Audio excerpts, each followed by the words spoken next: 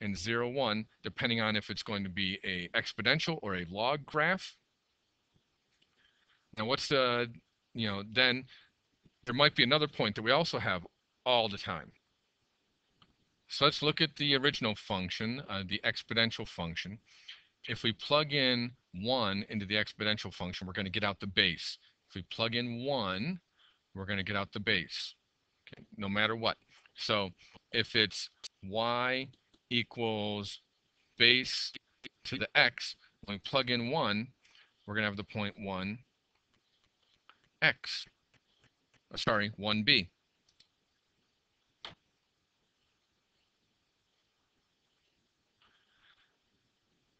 So what do we know about its inverse? Right here. We're always, the height, the y value, remember you change the y's, the x's and y's, exchange them. So here, this is the point 3, 1. So this is key to understanding what a log graph is going to look like. If I am trying to find, if I have something like log y equals log base 7 of x, I know that the point 7, 1 is in that graph as long as there's no shift. There's no shift because there's no parentheses, there's no addition or subtraction happening here. So there's no shift of the function. So that is extremely powerful when we're trying to figure out what the graph, what the equation of a graph is when it's logarithmic. That's important. That's key. That's so key that I'm not even going to erase it to use that space later on. State the natural domain and range. That means we're not going to do any shifts of it, of y equals 3 to the x and y equals log base 3. So we had a horizontal asymptote for y equals 3 to the x. That means that we're never going to have any output numbers.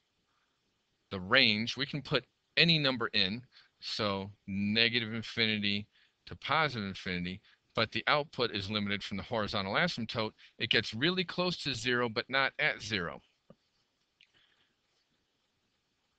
So all we do is switch the domain and range, 0 to infinity, and negative infinity to positive infinity. Now let's see if that's true. Yes, you can see that the it's going down, okay? The range, the outputs are going down to negative infinity. However, it's climbing, and you say, well, it looks like there's a horizontal asymptote. It doesn't. It just starts climbing very slowly, just like this one climbs very fast. Okay, we can input any number here, but we're never going to get a negative output for y to the x. That means that we can never input a negative number. If you try it on your calculator, you're going to get an error. Using your calculator, sketch the graph of y equals log base 10. Well, what did I just tell you about logs? This doesn't have any shifts. There's no addition. There's no subtraction. There's no parentheses in here, so we don't have any shifts. So think about it. If we want to graph log base 10 of x, think about graphing y equals 10 to the x, and we know when we plug in a 0, we're going to get out a 1.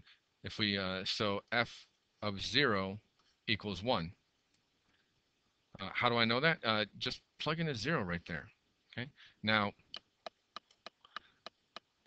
if we plug in a 1, we're going to get out a 10. So now, this is the y value, and we're going to switch it. We're going to take the inverse of it when we're graphing a log.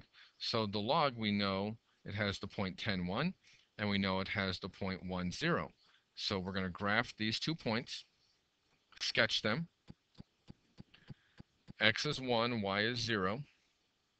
And then when x is 10, y is 1.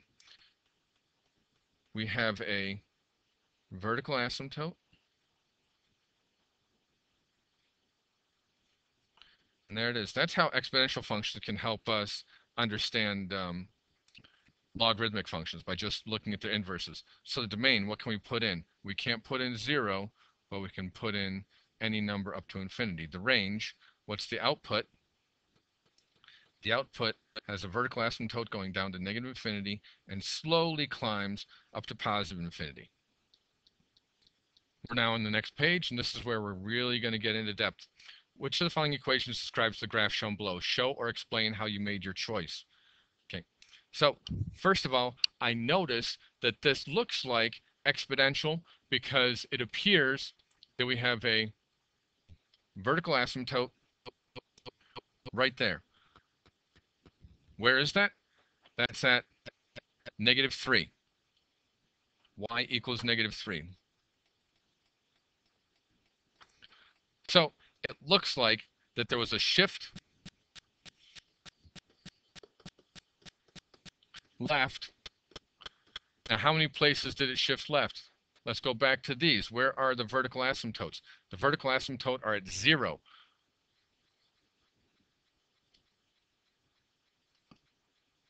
So it shifted left 3 places.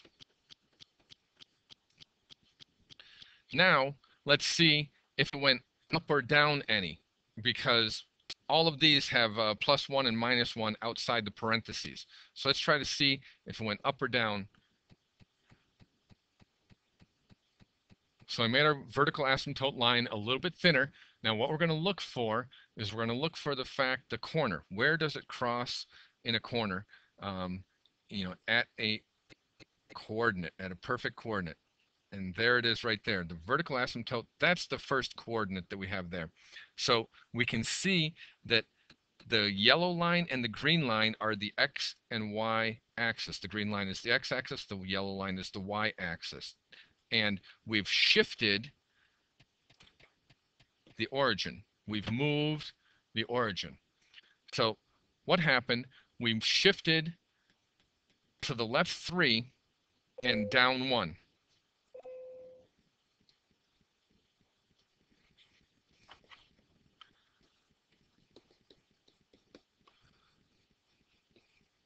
So I looked for the vertical asymptote,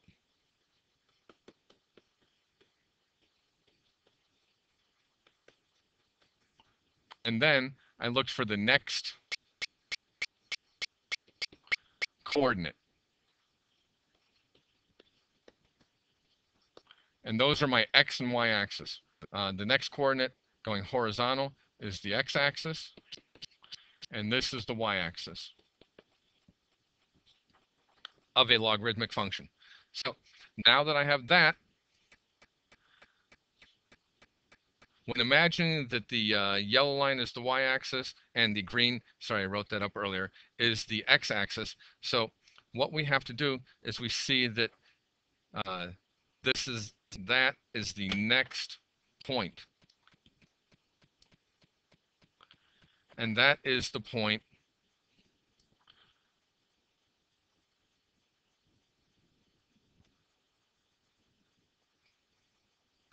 had to correct the point here because it's the point 2, 1. When we're imagining that right here is the origin, we have the point 2, 1. That means that this is the base.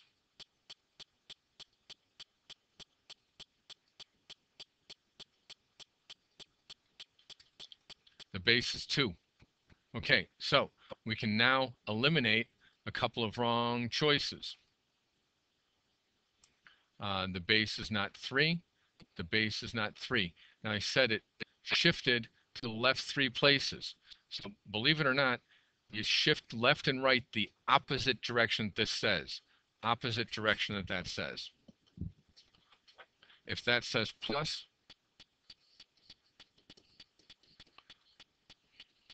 shift left, the opposite. And then this says shift down 1, you go in the same direction.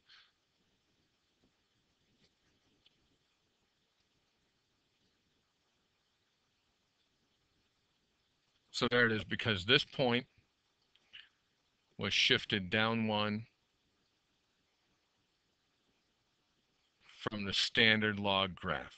Okay, I packed a lot in there. What do I want you to know? I want you to know that inside the parentheses, you shift in the opposite direction. Outside the parentheses, you shift in the same direction.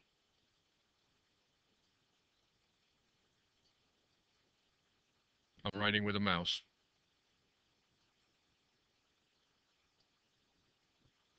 Okay, let's figure out number 4. With what we just learned, we know that we shift to the right 4. It says determine the domain of the function. Domain, what numbers can you put in? Range. So this is input, domain. We know for a fact that with the domain, can we plug in any negative numbers? Take the log of a negative number. No negative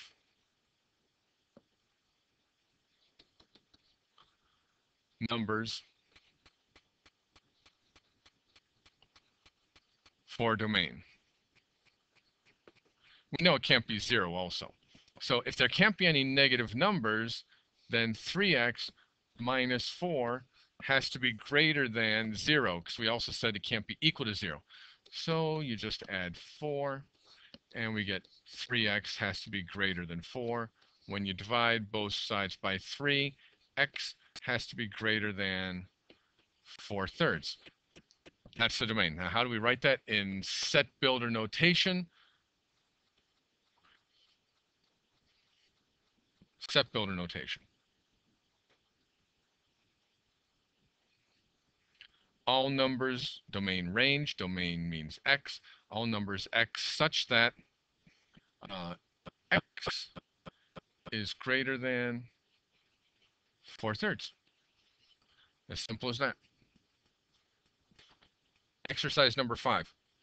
Consider the common log, log base 10. Set up and evaluate an expression for the average rate of change over the interval from 1 to 10. Okay, so that means that we have to find f of 1 and we have to find f of 10.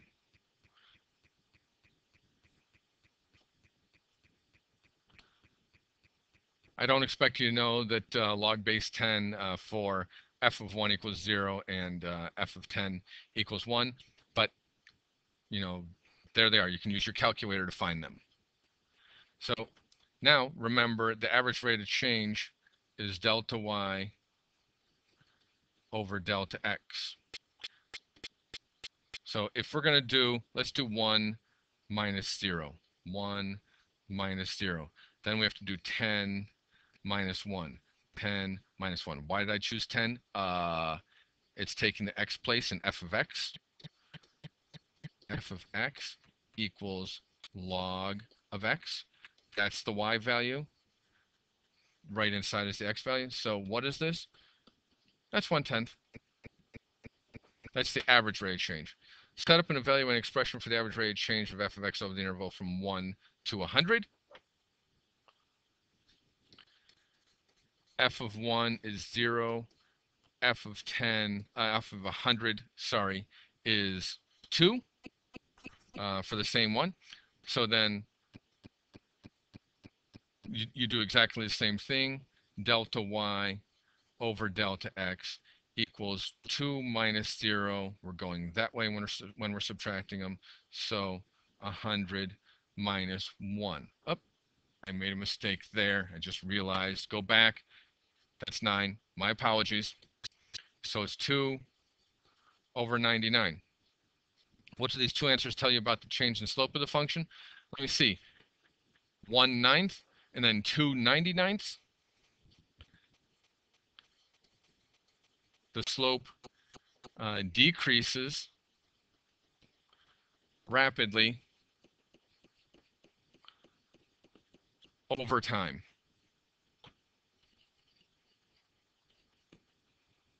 You could have said the slope is not constant, but that's a very weak answer. I like the first answer.